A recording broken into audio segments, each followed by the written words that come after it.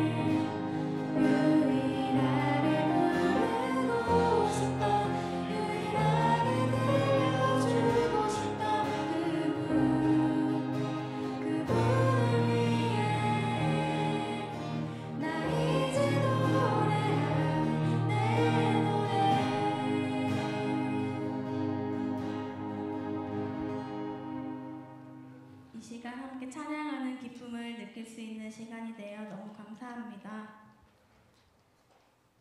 사랑의 주님께서 저희의 갈 길을 인도하시니 언제나 삶의 기쁨이 넘치시기를 원합니다. 주 하나님 독생자 예수 찬양하시겠습니다.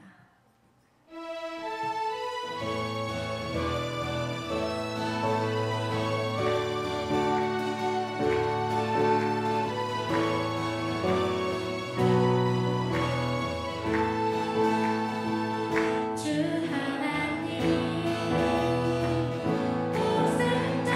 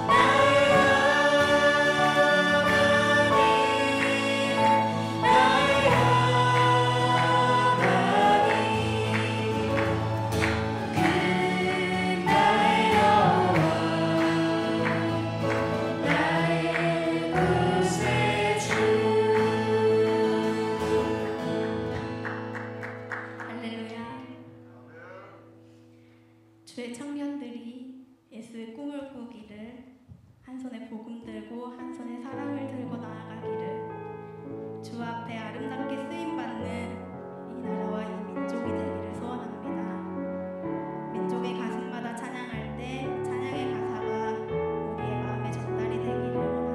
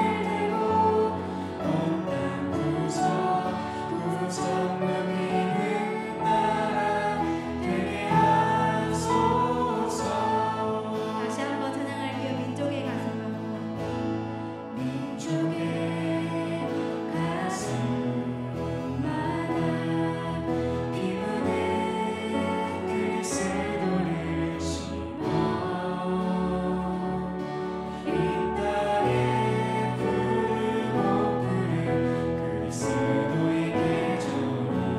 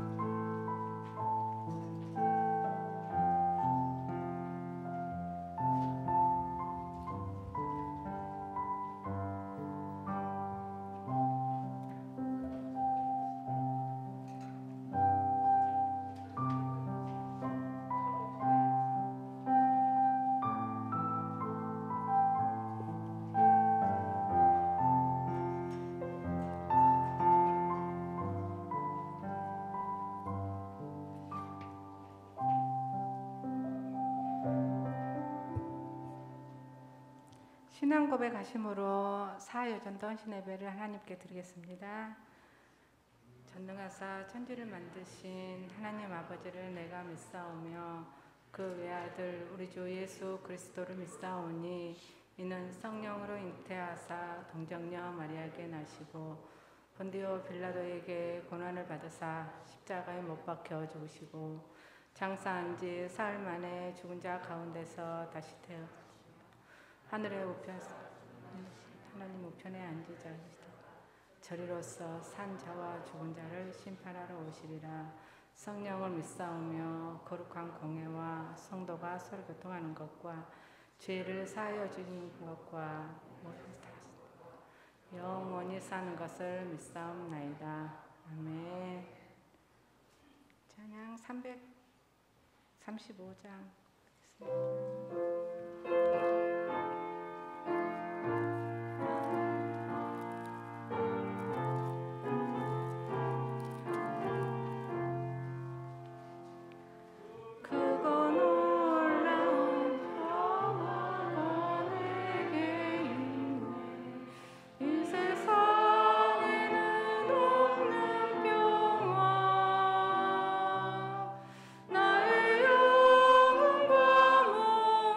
주께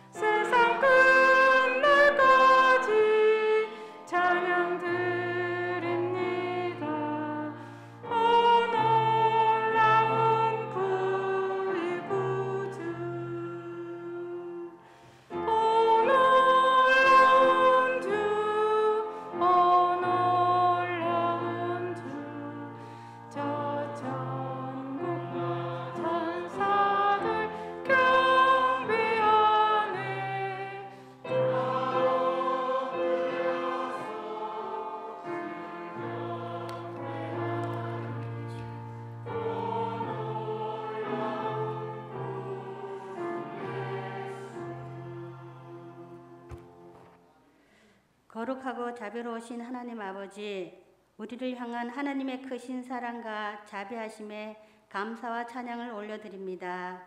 이 시간 주님께 거룩한 예배와 찬양을 드리며 헌신을 다짐하는 귀한 예배의 자리로 나아오게 하심을 진심으로 감사드립니다. 우리의 육적인 생각이 우리의 삶을 지배하였음도 압니다. 때론 우리의 의를 드러내며 교만하게 살아왔음을 이 시간 고백하오니 저희들을 긍휼히 여기사 용서하여 주시길 원합니다. 우리의 삶이 지치고 흥겨울 때면 그러한 현실 속에서도 부르심에 합당한 삶으로 하나님의 영광을 드러내는 사연전도가 되며 하나님께서 공급하시는 힘과 은혜로 헌신하며 예수 그리스도의 마음으로 이웃을 섬기는 하나님의 일꾼으로 쓰임받게 하옵소서. 하나님 아버지, 모이기를 기뻐하며 은혜 받는 일에 앞장서며 우리 모두가 항상 하나님의 찾으시는 예배자가 되며 기도하는 일에 힘을 내게 하옵소서. 서로가 하나 되어 하나님의 나라의 확장에 더욱 쓰임받길 원합니다. 우리 여전도가 더욱 낮아져서 섬김의 자세가 몸에 배어 주님의 향기를 발할 수 있는 교회의 일꾼이 되길 원합니다. 심령이 약한 자와 육신이 연약한 자들을 홀로 두지 마시고 감싸 주시며 위로자가 되어 주시며 치료자가 되시어 모든 것이 회복되어지는 역사가 있게 하옵소서. 목사님께서 선포하시는 하나님의 말씀이 우리 모두가 아멘으로 하답하는 기쁨의 예배가 되게 하옵소서. 살아계셔서 우리들의 삶을 주관하고 역사하시는 예수 그리스도 이름으로 기도드립니다.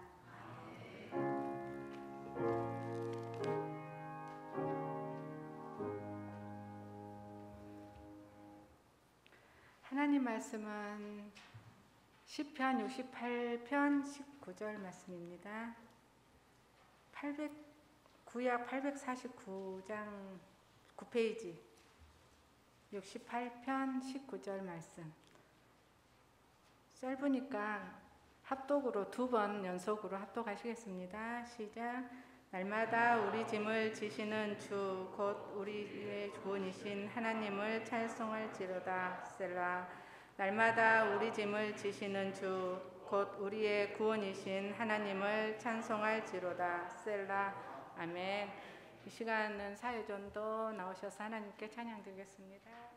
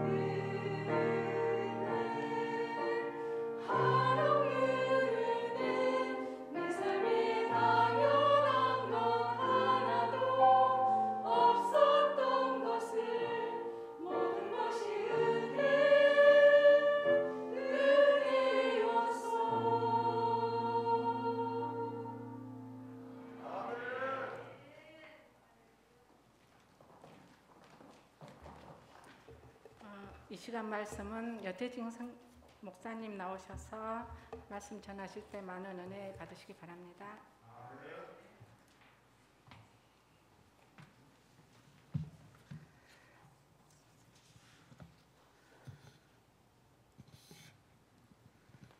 반갑습니다. 언제 좀 가림막을 이제 뗄 때가 안 됐을까요, 아직도?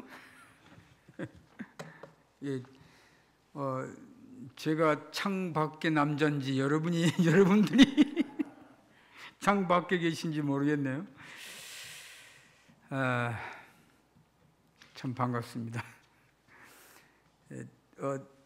선교사로서 한국을 떠난 것이 30년이 넘었는데 그 한국을 떠난 이후로 저와 집사람이 같이 한국에 들어온 것이 이번이 처음이었다네요. 저는 그런 줄 몰랐어요. 근데 이번에 이제 오면서 집사람이 그러더라고요. 둘이 같이 오는 게 처음이라고. 제가 먼저 오고 뒤에 오고 해서 한국에서 만난 적은 있는데 이렇게 출발부터서 같이 오고 이런 것은 아마 처음이었던가 봐요. 그래서 그렇게 됐나 하는 생각이 들었습니다. 코로나 상황이 좋아질 기미를 아직도 보이지 않고 있네요. 이제 하나님과 사회적 거리를 두고 살았던 우리들이 코로나로 인해서 하나님과 밀접 접촉자가 돼야 됩니다. 그래야 될 것 같아요. 그래서 다 우리 예수 믿는 사람들은 어떻게 생각해야 될까요? 세상에서 예수 믿지 않는 사람들과 똑같은 마음으로 코로나를 맞이해서는 아니 되겠죠. 우리 찬양했듯이 모든 것들이 특별히 불합리하고 우리에게서 나온 것이 아닌 듯하게 느껴진 것일수록 하나님께로부터 온 것이라는 것이 분명하죠. 그렇죠? 그렇다고 볼 때 이 코로나 상황이 우리는 여러 사람들이 여러 해석을 하더라도 예수 믿는 사람들은 또 하나님 앞에서 다른 해석을 하고 그 앞에서 이 코로나 상황을 은혜롭게 잘 견딜 수 있어야 되지 않을까 이렇게 생각합니다. 하나님의 손길을 더욱 바라보고 앞서 말씀드린 대로 하나님과 더욱 밀접 접촉자가 되어가지고 하나님 주시는 은혜를 받아 누렸으면 좋겠다 하는 그런 생각이 듭니다. 모든 것은 나에게 일어나는 것이 아니고 나를 위하여 일어난다 하는 이런 말 있죠. 이게 좀 한국말로 하면 좀 맛이 좀 덜한데 영어로 하면 좀 더 맛이 납니다. Everything happens for me, not to me, not to me, for me. 그러니까 모든 것이 일어나는데 나에게 일어나는 것이 아니고 나를 위해서 일어난다. 그런 뜻이에요. 그러면 이제 이런 코로나 상황 같은 경우도 우리가 좀 정말 답답하고 힘들고 여러분 다 얼마나 많이 지쳐 있습니까? 또 코로나로 인해서 삶의 한 부분이 무너지기도 하고 또 인간관계가 무너지기도 하고 그런 건 떠나서 교회들이 많은 어려움을 겪기도 합니다. 그렇죠? 실질적으로 많은 어려움을 겪기도 하고 또 연약한 성도들이 교회에 이렇게 자유롭게 모여서 은혜 받지 못하니까 그로 인해서 믿음의 타격을 입고 그런 것이 사실인데 그러더라도 진정으로 우리가 하나님을 섬기는 사람이라고 하면은 이런 상황에서는 저런 상황에서도 예를 들면 박해의 상황에서는 교회들이 어떻게 했어요? 공식적으로 그 로마 시대 때 초대교회 시절에 박해가 심각할 때 막 박해도 무릅쓰고 그냥 교회들이 막 정권과 총칼 앞에서 그냥 막 했던 것이 아니고 교회들이 조용히 땅속으로 스며들었죠. 그래서 이제 카타콤이라는 그런 데 생겼는데, 그러면 박해 상황에서는 박해 상황대로 거기에 우리의 믿는 믿음을 표시하며 하나님께 찬양과 경배를 드리는 일이 있는 거고, 또 자유로울 때는 자유로울 대로. 그러니까 자유롭게 우리가 지금 뭐 오랜 세월 동안 참 이렇게 하나님을 찬양하고 이렇게 그것이 당연한 걸로 여겼지만, 지금은 생각에 그만한 은혜가 없었던 거예요.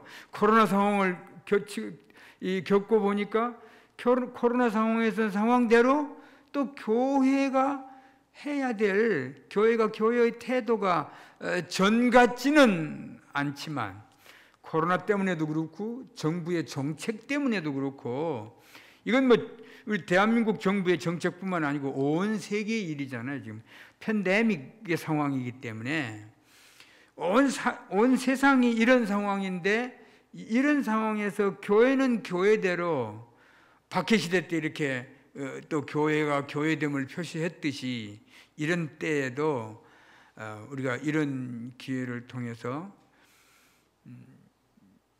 예수 그리스도께서 우리의 주이시다 하는 이런 것들을 굳게 믿고, 또 하나님께서 공평과 정의로 이 세상을 다스리신다. 이런 코로나 이런 상황도 하나님의 공평과 정의 밖에 벌어지는 일이 아니잖아요. 공평과 정의로 이 세상을 주관하시고 인도하시는 중에 지금 하나님이 이렇게 내신 일이기 때문에, 이 일이 하나님의 공평과 정의 안에서 발생하는 일이기 때문에 우리 그런 것을 참 생각하고, 조금도 우리 마음에 원망이라든지 그런 것이 없고, 오히려 이럴 때일수록 하나님 앞에 더욱 엎드리고 하나님 은혜를 구하고, 하나님께서 나에게 무엇을 요구하시는지, 또 하나님께서 교회에 어떤 질문을 던지시는 거거든요. 어떤 질문을 던지시는지, 거기에 대해서 교회는 어떤 대답을 해야 되는 것인지, 그리고 이런 상황에서도 우리의 믿음이 조금도 흔들리거나 약해지거나 이상해지지 아니하고 언제든지 딱 서서, 견고하게 서서, 교회 출석이 부자유스러우면 부자유스러운 대로 우리의 믿음이 든든하게 서갈 수 있는 이런 견고한 믿음을 갖고 나가시기를 바랍니다. 제가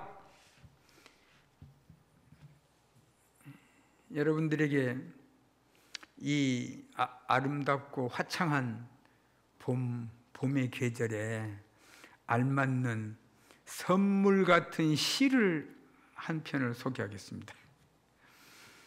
우리 여러분들 참 뭐 좋아하시는 분도 계시겠지만, 정호승이라는 시인이 있어요. 저하고 동갑이고 고향도 저랑 같아요. 근데 이분의 시 중에 봄길이라는 시가 있어요. 봄길. 이 시를 참 좋아서 가끔씩 읽곤 합니다. 길이 끝나는 곳에서도 길이 있다. 길이 끝나는 곳에서도 길이 되는 사람이 있다. 스스로 봄길이 되어 끝없이 걸어가는 사람이 있다. 강물은 흐르다가 멈추고 새들은 날아가 돌아오지 않고 하늘과 땅 사이의 모든 꽃잎들은 흩어져도, 보라, 사랑이 끝나는 곳에서도 사랑으로 남아있는 사람이 있다. 스스로 사랑이 되어 한없이 봄길을 걸어가는 사람이 있다. 길이 끝나는 곳에서도 길이 있다. 그리고 길이 되는 사람, 길이 되는 사람이 있다. 참 좋은 표현 같아요. 여러분이 다 아시듯이 이제 저와 제 아내가 한 30여 년의 선교 사역을 이제 주섬주섬 마무리하기 위해서 이제 보따리를 챙기고 그 생각을 해요. 어떻게 될 것인가 뭐 앞으로. 그런데 정말 길이 끝나는 것 같죠. 그런데 분명히 길이 끝나는 곳에서도 길이 있을 것이라는 생각을 가지고 있습니다. 그리고 뭐 길이 되고 싶어요. 길이 되는 사람. 그것이 무엇일지 모르겠어요. 하나님께서 은혜를 주셨으면 좋겠어요. 길이 끝났는 듯 해도 거기에 분명히 또 다른 길이 있을 것이다. 하나님께서 그렇게 하시려고 저는 생각을 합니다. 그리고 정말 스스로 길이 되어 봄길을 걸어가는 그런 사람이 됐으면 좋겠습니다. 여러분들 많이 기도해 주시고 응원해 주시기를 바랍니다.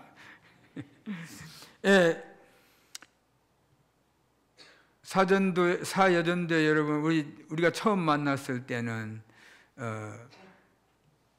뭐 여러분들이 나이가 몇이었겠어요? 근데 이런 많은 세월이 지나도 여러분들이 그 자리에 계시고 다시 만나는데 또 뭐 변함이 없다 하면 좀 지나친 표현이겠지만 근데 어떤 분이 자기 아들이 28이래요. 그래서 깜짝 놀랐죠. 와. 그만큼 세월이 흘렀습니다. 하나님께서 날마다 우리의 짐을 지시는 우리 주 하나님 여호와를 찬양하도다. 날마다 우리의 짐을 지신다. 짐을 지시는데 날마다 지신대요. 날마다. 예? 그리고 우리의 짐을 지신다는 거 아닙니까? 하나님께서. 이 한마디의 짧은 성경 구절이 그냥 우리의 마음에 꽉 차서 아무 걱정이 없고 그 속에서 기쁨과 소망과 감사가 넘쳐날 수 있으면 좋겠습니다. 여러분들 각자 다 짐을 지고 있죠. 뭐 어떤 형태로든 짐을 지고 있어요, 우리요. 뭐 어떤 분들은 경제적인 짐을 지고 계시는 분들이 계실 거고, 어떤 분들은 또 건강의 문제, 뭐 질병의 문제라든지 그런 짐을 지고 계시는 분들도 계실 거고, 어떤 사람들은 아예 낳으면서부터 선천적으로 어떤 짐을 지고 있는 사람도 있을 수가 있고, 또 뭐 이렇게 부모님을 섬기는 그것도 뭐 짐이 아닌 건 아니죠. 그것도 짐일 수 있고, 또 자녀를 기르는 문제라든지 그 외에도 사회적인 여러 현상들 때문에 우리가 어떤 형태로든지 짐을 지고 있습니다. 그렇죠? 짐이 없으신가 보네. 여러분들 반응이 뭐 근데 참 그 짐을 생각하면 정말 벗어버리고 싶은 그런 생각도 많고, 또 너무 무거우니까 이 짐 때문에 막 불평도 생기고 다툼도 생기고, 짐 때문에 얼마나 많은 어려움을 겪게 됩니까? 이런 여러 가지 짐 때문에. 근데 성경은 우리에게 오늘 이 말씀 통해서 가르치는 게 날마다 우리의 짐을 지신다는 거예요. 하나님께서 날마다 우리의 짐을 져주신다는 거예요. 우리의 각종 수고로운 모든 짐을 하나님께서 져주신다. 그것을 우리가 현실적으로 하나님과의 관계 속에서 느낄 수 있다면 참 행복할 것입니다. 하나님께서 근데 사실 따져보면요, 아까 우리 여자 성도님들이 참 찬양을 정말 너무 은혜스러운 찬양, 저는 처음 듣는 찬양이었네요. 이따가 저 회장님 이렇게 악보 좀 주셨으면 좋겠어요. 끝나고 너무너무 감사했어요. 그런 찬양이 있었나. 근데 사실 따지고 보면 지나온 여러 세월들 당연한 것처럼 여리고 뭐 다 했고 막 지나온 세월들 어려움도 있고 그렇지만 따지고 보면 그게 다 은혜였다는 거 아닙니까? 그러니까 그게 무슨 뜻이냐면 하나님께서 우리의 짐을 져 주셨다는 거거든요. 하나님이 우리의 짐을 져 주셨기에 여기까지 왔다.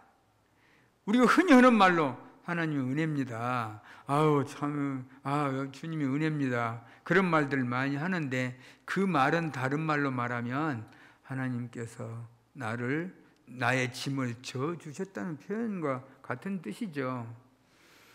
무슨 짐이 제일 무겁습니까, 여러분? 무슨 짐이 제일 무거울까요? 참 연구해 볼 필요가 있어요. 무슨 짐이 제일 무거울까? 미국에 있는 어떤 학자가 경제와 행복과의 관계를 연구를 했어요. 경제 규모와 행복이라는 것과의 관계를. 근데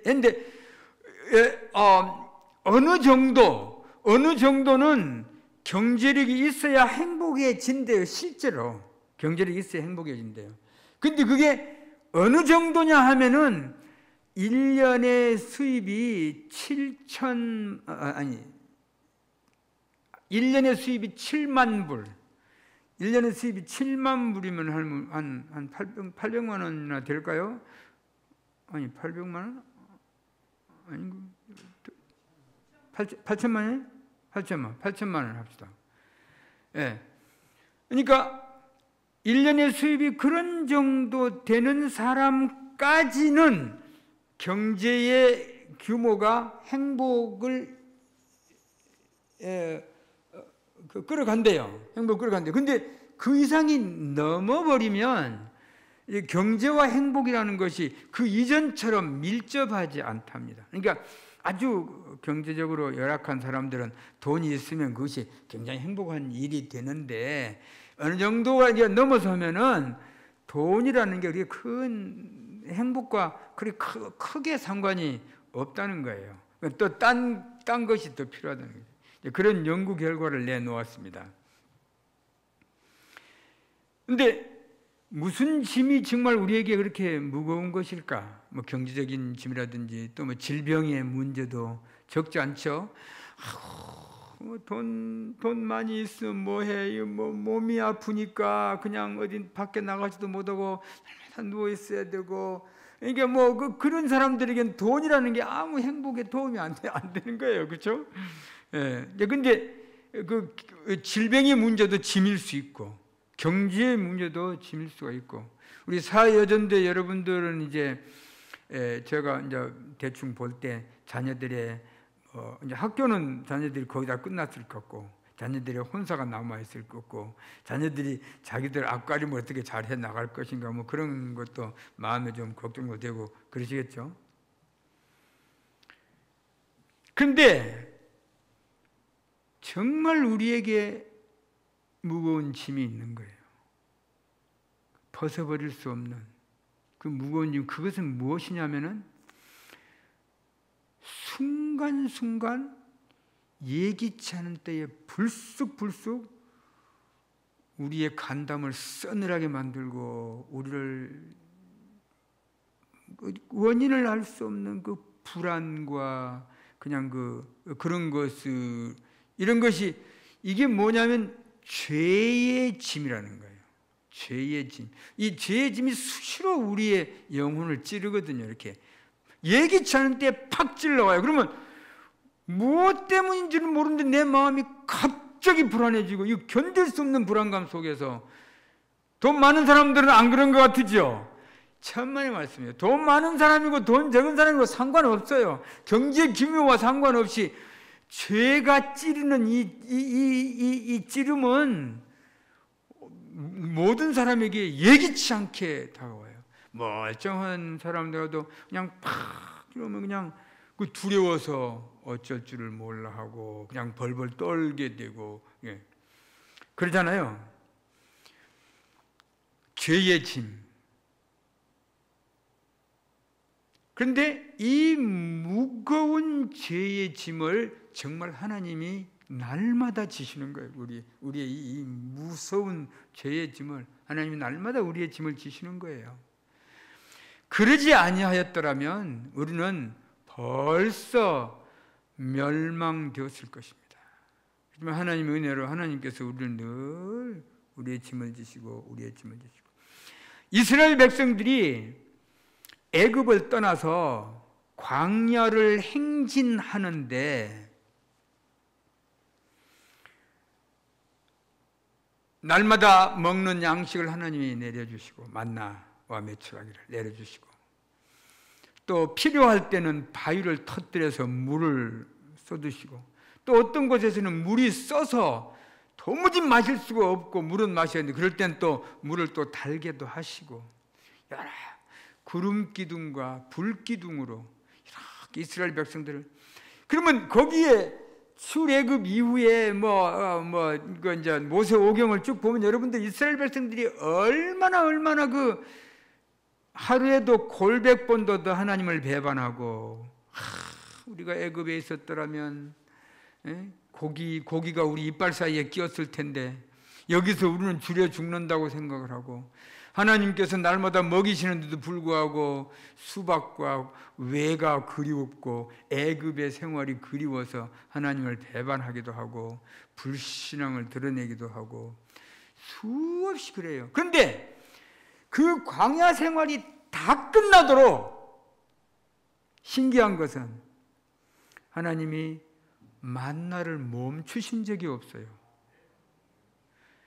그 수많은 배반과 죄악과 하나님을 향해서 다투고 하나님을 적대하고 하나님을 그냥 막 경멸하고, 그렇게 물론 그 중에 몇 사람들, 악한 사람들은 광야에서 쓰러지고 이 믿음이 없는 불신앙의 1세대들은 다 광야에서 넘어지기도 했지만, 그 수많은 세월 동안 광야를 지나면서 하나님께서 만나를 내리시는 것을 멈추신 적이 없어요. 그들이 마실 물이 없게 되도록 하신 적이 없습니다. 언제든지 하나님께서는 그 수많은 죄악 가운데서도 그들을 용서하시고 참으시고 그들이 앞으로 이르러서 거기서 해야 될 하나님의 그 복된 나라를 하나님께 생각하시면서 이들을 훈련해 가시는 그런 일이에요. 여러분, 바다를 그 홍해를 갈라서 바다를 지나고 또 구름을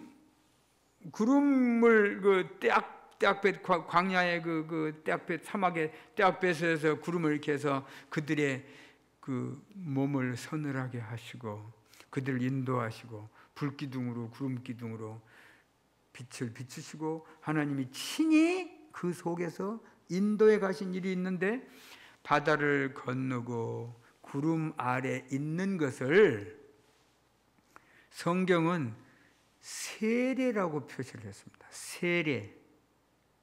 그들이 바다를 지나는 게 뭐예요? 사실은 이스라엘 백성들에게는 홍해를 갈라 지나는 것이 생명의 길이었어요. 바다를 갈라 지나가는 일이. 근데 애굽의 병사들에게는 그것이 무슨 길이었어요? 사망의 길인 거예요. 바다를 건너고 그다음에 그 견딜 수 없는 사막의 그 광야의 생활을 낮에 해가 상치 아니하도록 구름을 덮으셔서 이스라엘 백성들을 서늘케 하시고 쉬게 하시고 안심하게 하시고.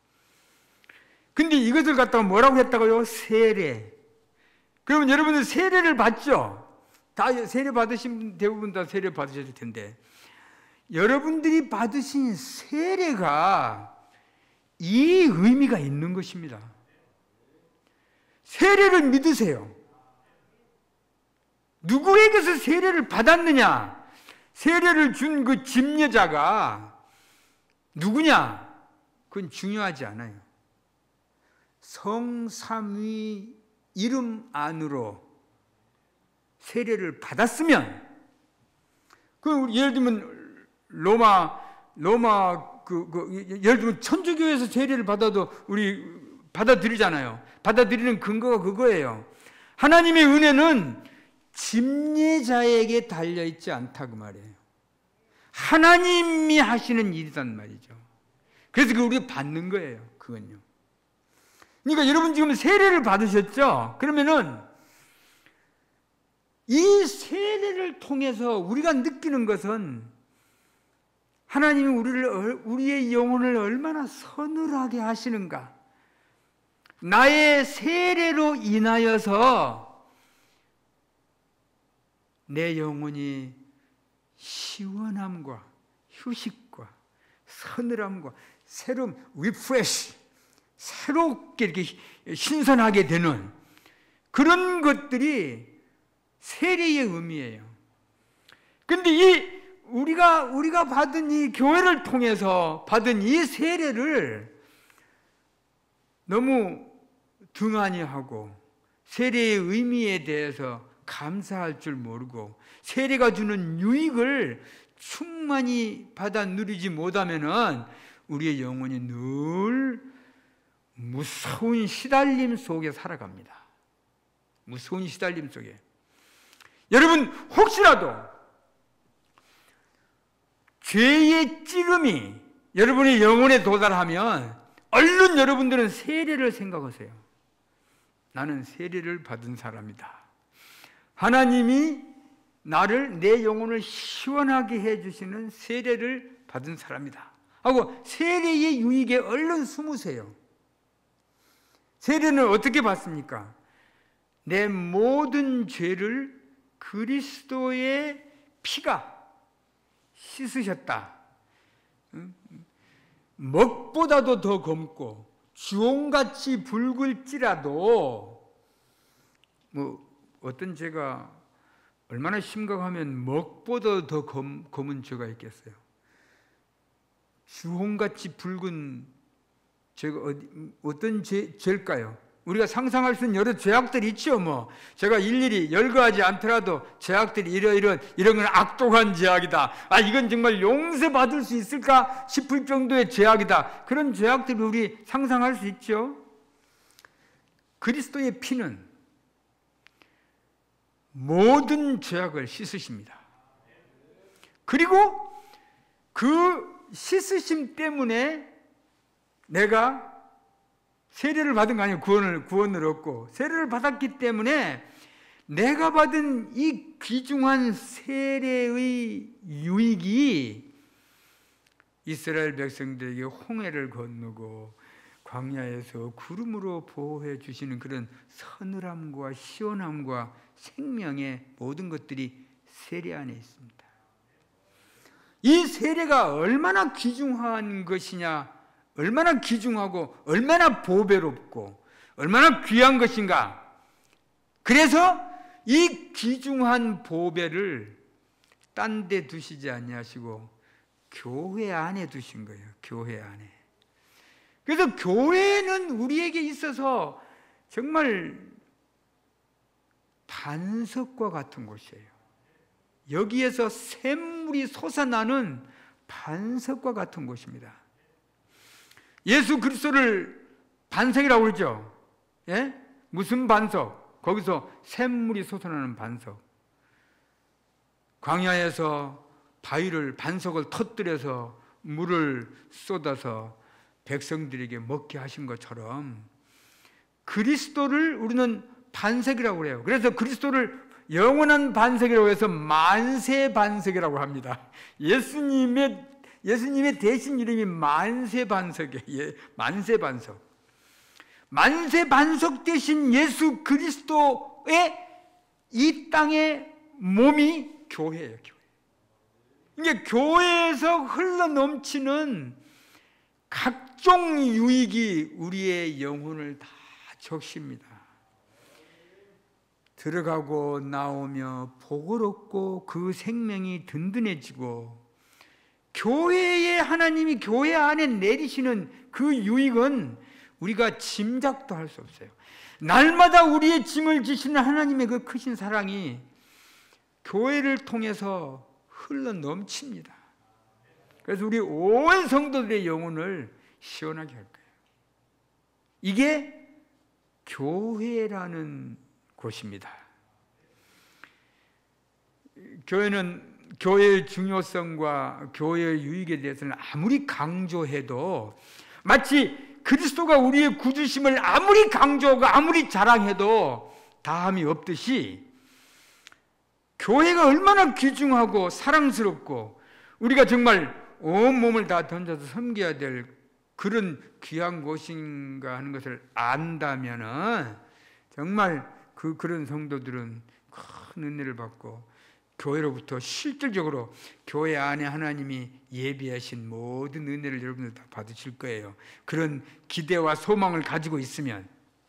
그래서 교회를 드나들 때마다 하나님께서 이 반석에서 샘물이 솟아나서 내 영혼을 가득 채우고 시원하게 하실 것이다 하는 그런 기대를 가지고 교회를 섬기시고, 또 내뿐만 아니고 내 모든 형제들, 나와 함께 교회를 이루고 있는 모든 형제들에게 다 이 큰 유익과 복이 흘러넘칠 것입니다. 그런 것을 생각하면서 우리가 교회를 섬기는 거예요. 그래서 그리스도의 피가 우리의 죄를, 다른 어떤 걸로는 우리의 죄를 씻을 수가 없어요. 오직 예수의 피밖에 없네. 그 찬송가 몇 장이죠? 예수의 피밖에 없네. 한번 띄워볼까요? 나의 죄를 씻기는 예수의 피밖에 없네. 찬송가 몇 장입니까?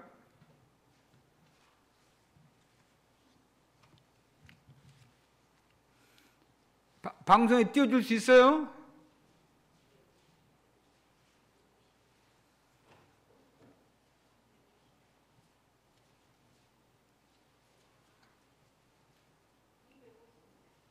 네. 자, 떴습니다. 252장이네요. 좀 띄워주세요. 화면을 좀 띄워주세요.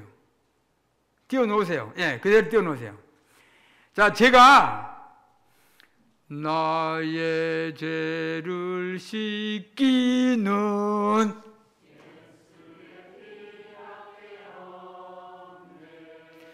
다시 정케하기도,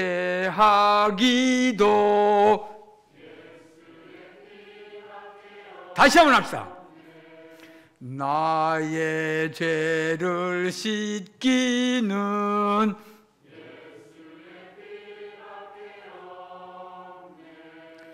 다시 정케하기도,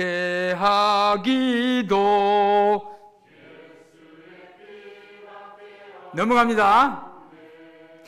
예수의 흘린 피 나리게 하오니 귀하고 귀하다. 예수의 피밖에 없네. 이 찬송이요, 정말 참 은혜스러운 찬송입니다. 불러볼수록 예수의 피밖에 다른 방법이 없어요. 오직 예수의 피로 우리를 정결케 하시고, 그 정결케 되었다는 표로서 우리가 세례를 받았습니다. 교회를 통하여서 성삼위의 이름 안으로 세례를 받아서 그리스도와 한 몸이 되고 그리스도와 하나가 됐습니다. 그래서 날마다 하나님께서 우리의 짐을 지시는 거예요. 물론 우리가 세례를 받았지만 여전히 죄로 말미암은 우리의 영혼의 찔림은 항상 있습니다. 그렇지만 세례받기 이전의 찔림과는 판이하게 달라요. 세례받기 이전의 찔림은 그냥 완전히 사망의 표현으로서 이렇게 죽을 것이다 하는 사망의 지옥의 형벌로서의 찔림이었으면은, 예수의 피로 말미암아서 씻음받은 이후로는 하나님께서 우리에게 늘 회개할 기회를 주시고 우리의 영혼을 더욱 새롭게 하시기 위해서 우리를 찌르시는 거예요. 그럼 그럴 때마다 재빨리 우리가 또 회개하고 그리스도의 피를 생각하고 세례의 유익을 생각하세요. 그 세례 때문에 내 영혼이 이렇게 시원하게 됐고 오늘 이렇게 살아가고 있는 것이다. 그리고 이 세례를 우리는 어디서 받았어요? 길거리에서 받았습니까? 여러분, 세례를 어디서 받았어요? 교회에서 받았잖아요. 교회에서. 그래서 어디 세례 주는 곳이 없어요. 교회 외에는. 교회에다가 성례라고 하는 이 보물을 교회 안에만 주셨기 때문이에요. 이것이 밖에 나가는 거 아니에요. 교회 안에. 교회 안에, 건물 안에라기보다 때에 따라서는 예를 들면은 세례 받아야 할 사람이 병원에 병석에 있을 수 있어요. 병석에 누워 있는데 거기서 예수 그리스도를 영접했어. 전도해가지고. 그러면은 그 사람이 교회에 올 수 있는 입장이 안 되잖아요. 그러면 이제 교회가 당회가 의논을 해서 교회의 거룩한 것을 교회 밖에 나가는, 건물 밖에는 나가지만 교회 밖에 나가는 게 아니잖아요. 교회의 이름으로, 교회를 대표하여서 교회의 권위로 가서 병원에 가서 세례를 줄 수 있는 거예요. 그러면 이제 그렇지만 그것은 교회가 하는 일이기 때문에 교회 안에서 벌어지는 일이에요. 근데 교회 외에는 성례라는 것이 존재하지 않습니다. 전에 언젠가 제가 설교 때 말씀드렸는지 모르지만 예를 들면 신학교에서도 다 하나님의 종이 되겠다고 모인 주의 청년들이잖아요. 신학교에서도 성찬 예식 못해요. 그건 교회만 가지고 있는 특권인 거예요. 교회만. 우리 이 질그릇 같은 우리 아무것도 아닌 버려진 돌멩이 같은 우리들이 모인 것이지만 교회이기 때문에 여기에는 세례가 있고 성찬이 있는 거예요. 그러니까 교회의 가치라는 것은 그것만 가지고도 아주 우리는 평생 교회에서 교회 안에서 교회와 함께 살겠다 하는 그런 맹세를 할 수 있는 거예요. 여러분, 이제 헌신을 다짐한 우리 제4여전대 여러분, 참 오랜 세월 동안 교회를 이렇게 충성스럽게 잘 섬기시느라고 애 많이 쓰시고 하나님께서 여러분들을 위로하시고 여러분들의 영혼의 기쁨과 또 평안을 주시기를 간절히 바랍니다. 그렇지만 여러분들뿐만 아니고 우리 모든 성도들이 세례의 유익과 세례가 나에게 끼친 그 영향력과 그 시원함과 그 서늘함의 그 구름으로 이스라엘 백성들을 광야에서 덮으셔서 낮에 해가 그들을 상치 않게 하나님께서 이게 보호하시고 그들을 시원하게 하셨듯이 여러분이 받은 세례가 일생 동안 여러분에게 구름이 되고 생명이 발생한 바다를 가르는 그 마른 땅이 되고 구름이 되어서 여러분들의 영혼을 늘 시원하게 하고 하나님의 그 넘치는 축복과 위로가 넘치기를 간절히 바랍니다. 기도하겠습니다. 하나님 아버지, 이 시간에 사랑하는 주의 여종들이 하나님 앞에 헌신하고 그 사랑을 바쳐 섬기는 이 교회의 충성스러운 종들이 되고자 헌신하는 이 복된 시간에 교회의 유익과 또 교회 안에 하나님께서 주신 큰 은혜와 복과 특별히 세례의 그 시원하고 아름다운 그 축복이 무엇인지를 저희들이 생각을 하게 됐습니다. 하나님, 우리가 받은 세례가 그냥 한낱 종교 의식으로 치루어진 것이 아니고 설사 우리가 세례를 받을 때에 그 유익을 다 알지 못하고 그 의미를 다 알지 못하고 세례를 받았다 할지라도 이 세례가 가지고 있는 의미와 축복이 무엇인지를 다시 생각하고 큰 은혜를 받고 시원함을 받고 감사와 찬송이 넘치는 그러한 하나님의 얘기 되도록 축복하여 주옵소서. 우리 구주 예수 그리스도 이름으로 기도하옵나이다. 아멘. 감사합니다. 찬송 369장 부르면서 준비하신 헌금 하시겠습니다.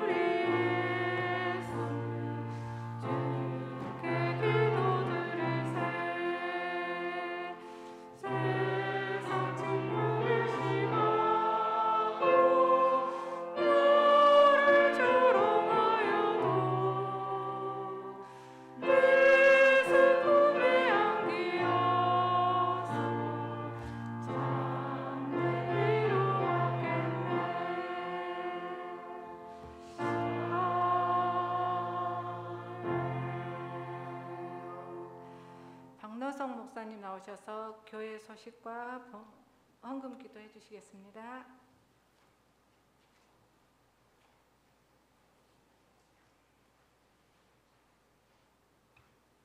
감사합니다. 오늘 말씀 은혜롭게 선포해 주신 여태정 선교사님께 감사드립니다. 다음 주일은 우리 가족 초청 주일입니다. 그리고 길천성 장로님께서 내일 전남대학병원에서 수술을 받습니다. 지금 정확하게 몇인지 그런 것은 아직 연락을 못 받아서 저도 아는 바는 없지만 하여튼 내일 수술 받는다고 제가 전해 들었습니다. 기도 많이 이렇게 부탁을 드립니다. 그리고 이번 주 토요일 날 오후 5시에 여수 있죠? 해리스 가든에서 고은성 목사 결혼식이 있다고 합니다. 축하해 주시고 못 가신 분들 마음 전할 곳은 게시판 이렇게 써놨습니다. 꼭 참고 이렇게 해주시면 감사하겠습니다. 코로나 우리 팔마 중학교, 팔마 초등학교의 애들 때문에 교육부 예배가 지난주, 이번 주 이렇게 중단됐는데 다음 주부터서는 정상적으로 교육부 예배도 드리게 됩니다. 자녀들 잘 이렇게 보내주시고 또 아이들이 교회 못 나오는 때일수록 수고스럽지만 우리 교사들이 더 많이 신경 써주시고 또 꼭 전화로라도 연락을 해서 믿음에서 떨어지지 않도록 많이 힘을 써주시면 고맙겠습니다.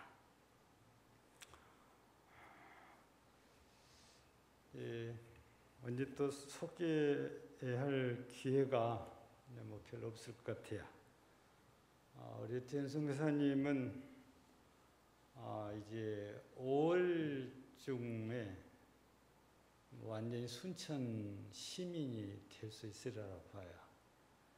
이제 내일 정도 일을 이제 집 수리는 다 이렇게 마쳐지고 청소하고 나면 이제 나이는 70인데 이제 신접살림이 들어옵니다. 다 신혼부부처럼 뭐 가구 또 전자제품 이런 게 전부 새 것으로 전부 다 들어와서 신접살림이 시작이 되거든요. 이 일에 우리 교회도 조금이라도 이렇게 동참을 할 수 있다는 것은 참 하나님께 감사하고 또 영광스러운 그런 일입니다. 우리 여전도회 또 우리 남전도회 특별히 적극적으로 이렇게 협력해 주셔서 감사드리고, 또 우리 장로님들도 어려운 부분들이 있는데도 또 개별적으로 또 이렇게 다 협력해 주시고, 그래서 우리 교회가 다른 교회만큼 못해도 우리 교회 수준에 맞추어서 이렇게 협력을 이렇게 하고 지금까지 이렇게 왔는데, 이제는 우리 선교사님도 사역 마무리가 이제 되고, 그래서 노년은 순천에서 이제 마무리를 이제 하게 되실 것 같아요. 계속해서 여러분들이 기억하시고 기도해 주시면은 감사하겠습니다. 저도 처음 들었습니다. 사모님과 목사님이 같이 들어온 게 처음이라는 거예요. 저희는 남의 일이니까 뭐 별 관심이 없는데 사모님이 맺힌 게 좀 있으신 것 같아요. 맨날 목사님이 혼자만 다니신 것이 잘하셔야 될 것 같아요. 아무튼 이제 노년은 두 분이서 정말 아름다운 그런 노을처럼 그런 분위기 있고 행복한 그런 노년이 되어지기를 주의 이름으로 축복합니다. 잠시 기도드리겠습니다. 하나님 아버지 감사합니다. 사회전도의 헌신 예배로 우리 하나님께 영광스럽게 예배를 드리게 하시고 헌신을 다짐케 하셔서 감사합니다. 날마다 우리의 짐을 져 주셔서 우리가 하나님의 은혜로 살고 헌신도 하나님의 은혜로 할 수 있기를 원하며, 하나님께서 이런 은혜들을 분명코 주시리라 믿습니다. 회장님을 비롯한 임원들과 모든 회원들이 다 하나님 우리 아버지의 은혜를 힘입어 우리 금당절 교회에서 뜨거운 열정, 불같은 성령이 임하셔서 사도들의 열정이 되서라는 것처럼 오늘 예배를 통해서 이런 심령이 불타올라 우리 하나님 앞에 헌신을 다하되 최선을 다하여 헌신하여 우리 하나님이 기뻐하시는 사여전도회가 되게 하시고, 이렇게 헌신할 때에 우리 주께서 기뻐하셔서 저들의 가정, 저들의 자녀, 저들의 모든 생업에 은혜를 더하시기를 간절히 기도합니다. 오늘도 함께 예배드린 모든 성도들 가운데도 은혜 주시며, 특별히 내일 수술을 받아야 하는 길천성 장로님에게 특별한 은혜를 주셔서 수술을 집도하는 의사 선생님 붙드시고 수술이 계획대로 잘 되어져서 빨리 회복하는 은혜를 주시기를 기도합니다. 뿐만 아니라 질고로 고생하는 성도들이 교회 안에 여러분들이 있습니다. 하나님의 손길 다 사모하고 기다리고 기대합니다. 치유의 손길을 펼쳐주시고 고쳐주시고 강건하게 하옵시되 우리 성도들뿐만 아니라 우리 성도들의 가족들에게 또 동일한 은혜를 허락하여 주시옵소서. 또한 자녀들이 취업을 준비하고 있습니다.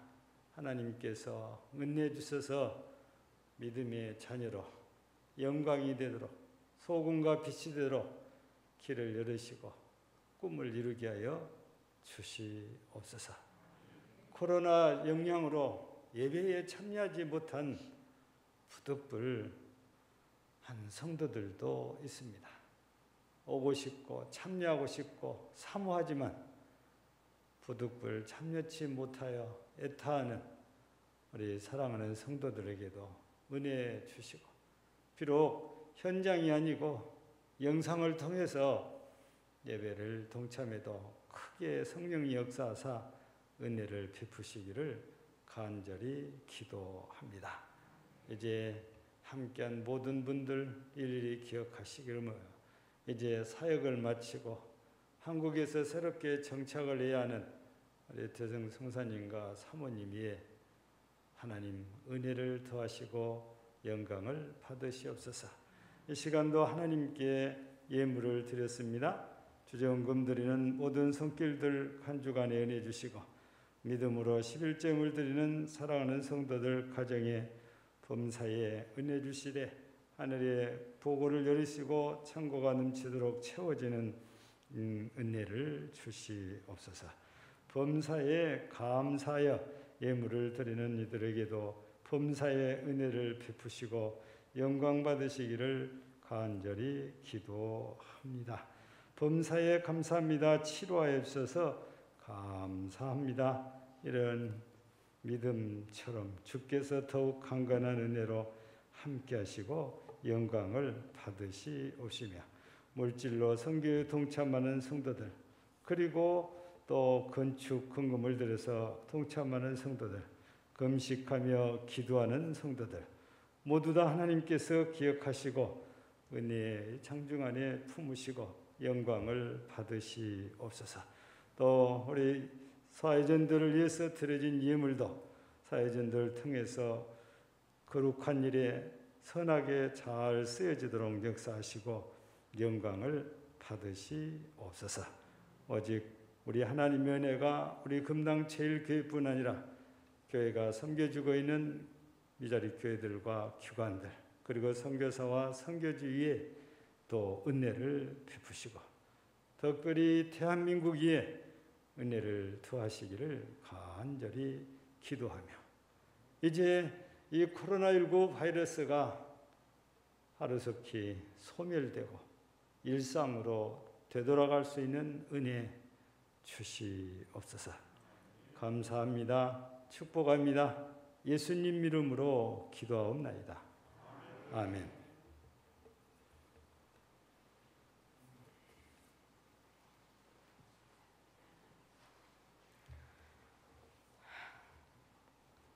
여태진 선교사님의 축도로 사여전도 헌신 예배를 마치겠습니다.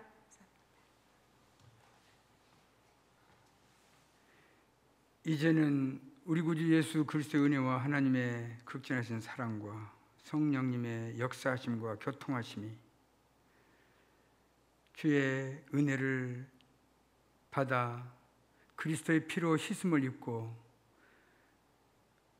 선물처럼 귀한 세례를 받아서 그 안에서 시원한